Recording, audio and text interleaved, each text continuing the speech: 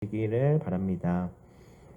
오늘 우리에게 주신 하나님의 말씀은 시편 106편 13절부터 31절까지의 말씀입니다.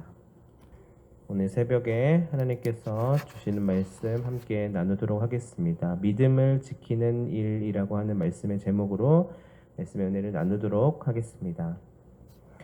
사람은 흔히요 망각의 동물이라고 하지요. 이 사실 망각하는 일이 우리에게 있어서 축복이기도 합니다. 만약에 세상에 살아있는 동안의 모든 일들을요 매일매일 다 기억하면서 산다면 그것만큼 피곤한 일이 없을 것입니다.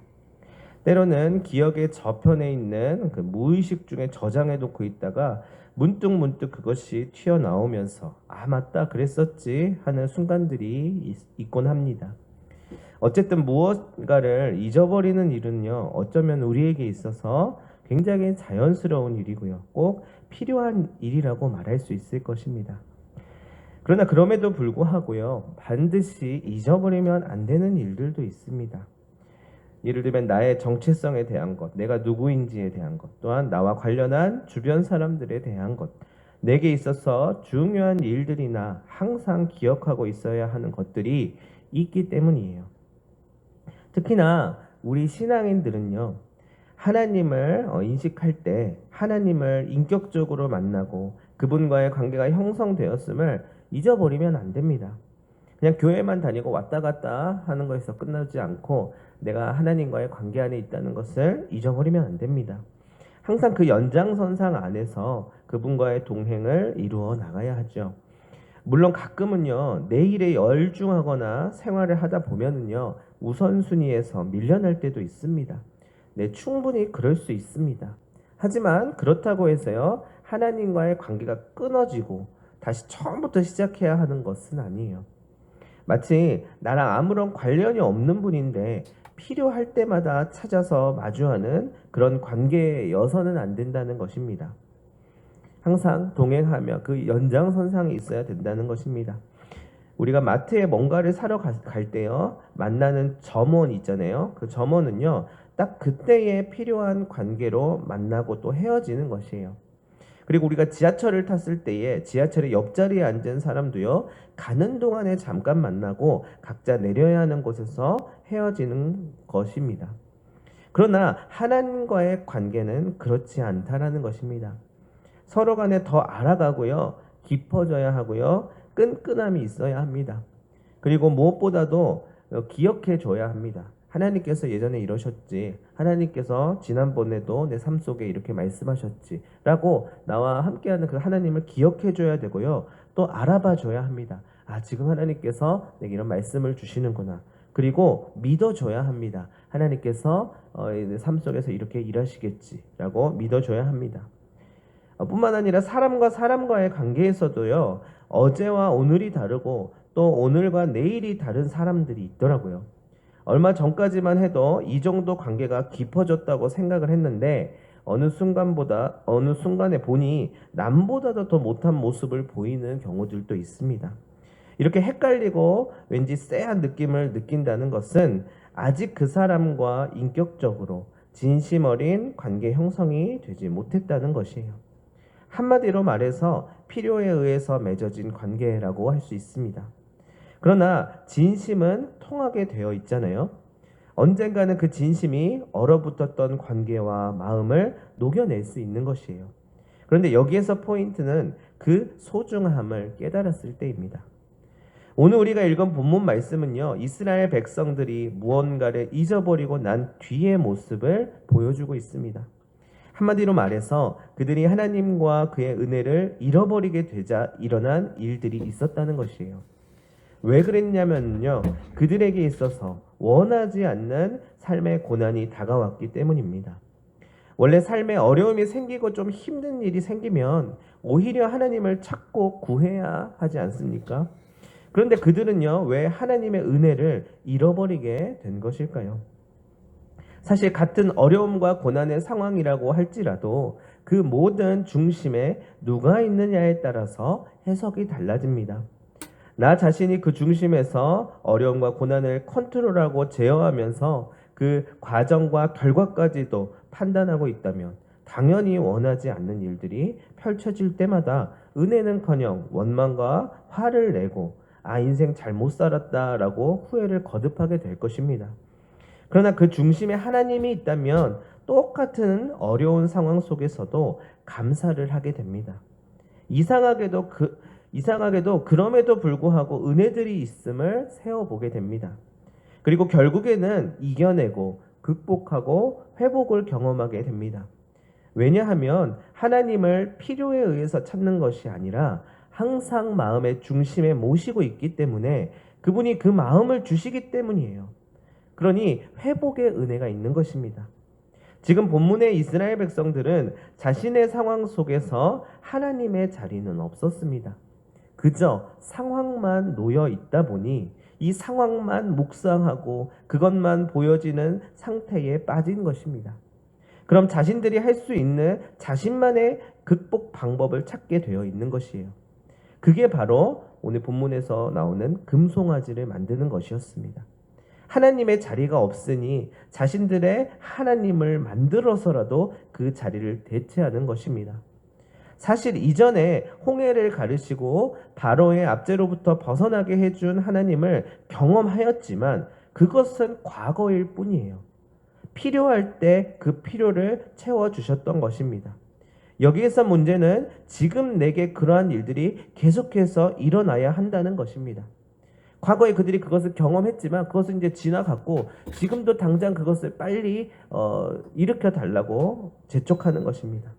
어쩌면 그런 기적들이 폭포수처럼 쏟아지고 사방에서 난무하면 좋은 일인 것처럼 보일지도 모르겠습니다. 그러나 그것은요, 믿음이 아닌 그저 표정만을 구하는 것입니다. 그렇다고 하나님이 그것을 전혀 보여주지 않으시는 것은 아니에요. 보여주시고 알려주십니다.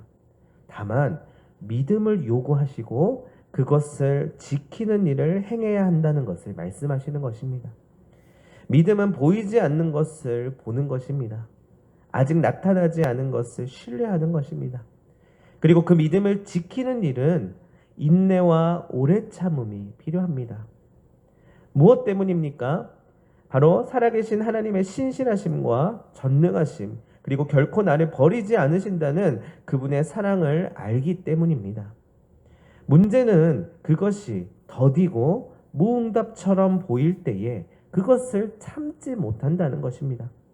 그래서 이전에 하나님을 경험하지 못했던 것도 아닌데 마치 온데간데 없이 하나님이 사라진 것처럼 하나님의 존재를 잃어버리는 것입니다.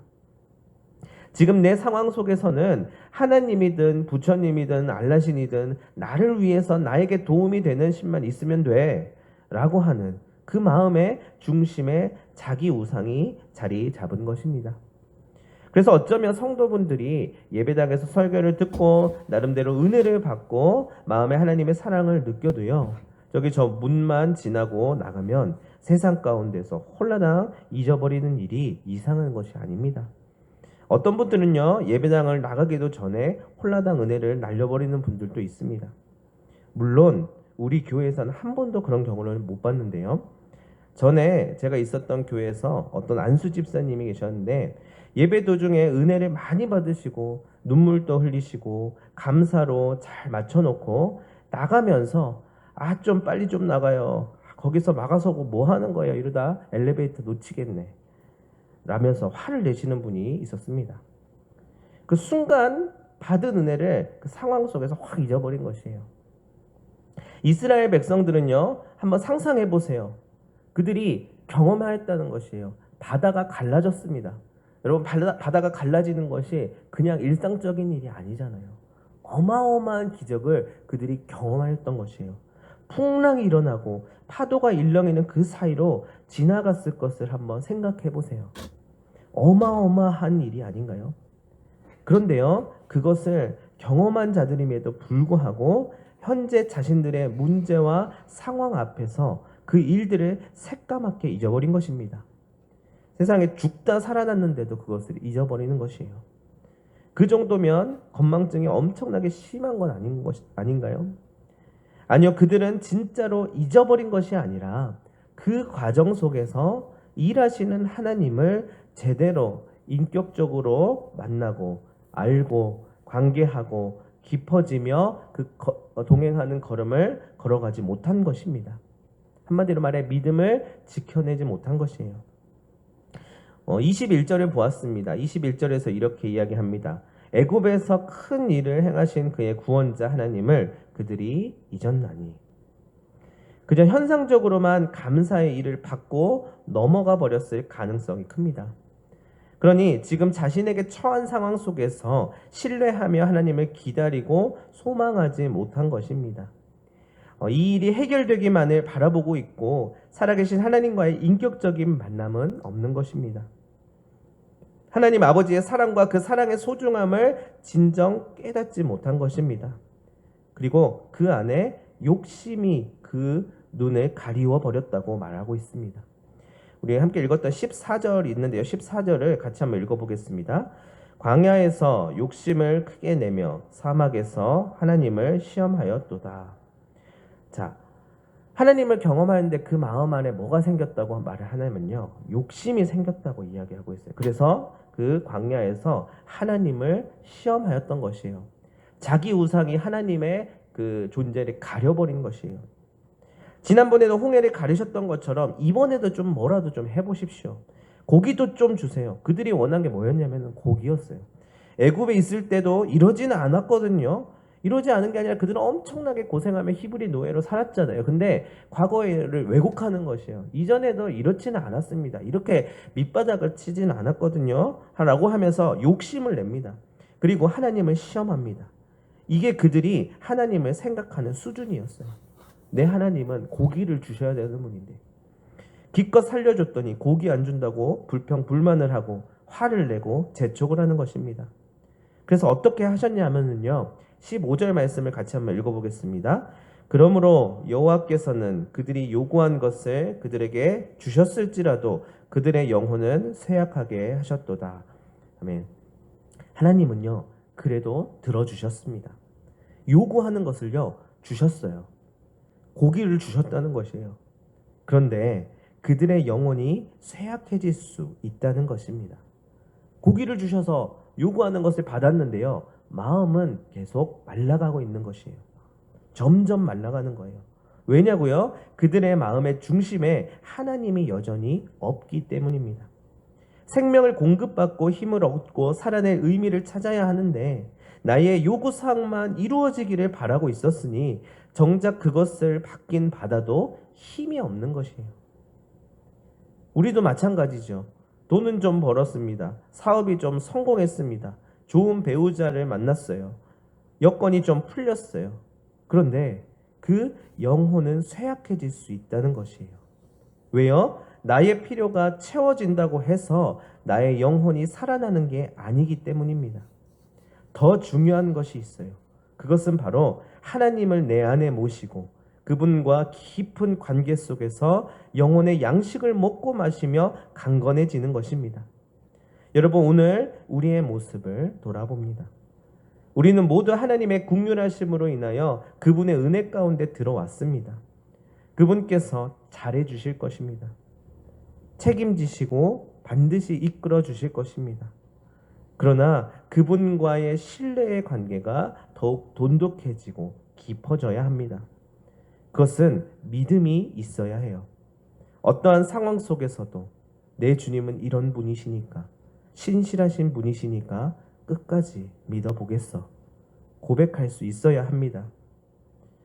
사실은 수많은 표적이 일어나는 것 뒤에, 수많은 기적들이, 수많은 응답들이 일어나는 것 뒤에 그 믿음을 지키는 일이 더 중요합니다. 쉬운 일은 아닙니다. 그러나 그 과정을 통해서 더욱 하나님과 깊어질 수 있는 것입니다. 은혜 위에 또 은혜를 발견하고 이전에 몰랐던 주님의 모습을 더욱 알아갈 수 있는 것입니다.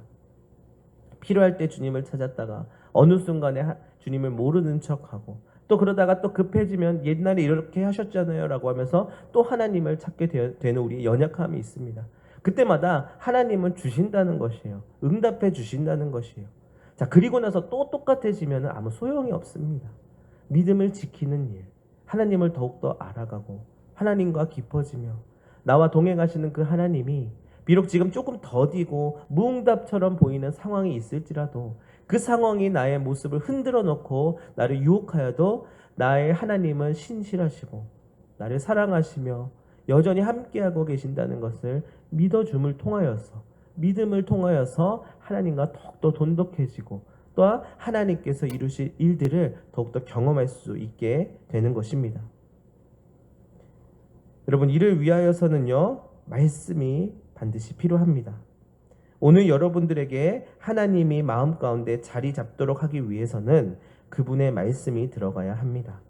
그래서 우리가 말씀을 놓지 말고 항상 그 안에 거해야 하는 것입니다. 우리가 매일 밥을 먹고 생활을 하듯이 내 안에 영의 양식이 들어와야만 합니다. 사랑하는 영신교회 성도 여러분, 믿음의 일을 보고자 하십니까? 믿음의 일을 끝까지 지켜내고 싶으십니까? 그렇다면 그분의 말씀 안에 거하시기를 바랍니다. 그 말씀이 나를 움직이게 하도록 하십시오. 그 말씀이 나를 인내하게 하고 소망하게 하고 마침내 자유하게 함을 믿으시기를 축복합니다. 우리 시간 같이 합심하여서 기도하였으면 좋겠습니다. 먼저는 말씀을 돌아보며 함께 기도하겠습니다. 우리가 말씀 안에서 하나님을 경험하고 또한 하나님을 경험하며 살아계신 하나님을 믿고 또한 그 믿음을 지켜낼 수 있게 해달라고 기도하였으면 합니다. 또 우리 교회 공동체를 위하여서 우리가 서로 기도하고 중보하며 믿음의 일을 서로 이어나갈 수 있도록 각자의 삶 속에서 일하시는 그 하나님을 서로 발견해주고 또한 하나님께서 함께 하시며 서로 격려해주고 기도해주면서 그 믿음의 일들이 우리 공동체 안에서 일어나갈 수 있도록 함께 기도했으면 합니다. 또한 마지막으로 고통받는 이웃들과 또한 환우들 또 소외된 이들을 위하여서 함께 기도했으면 좋겠습니다. 또한 그 가운데서 그 하나님의 뜻과 하나님의 나라가 임할 수 있도록 우리 세 가지 기도 제목을 가지고 같이 기도할 때에 우리 주여 한번 외치고 같이 합심하여 기도하도록 하겠습니다.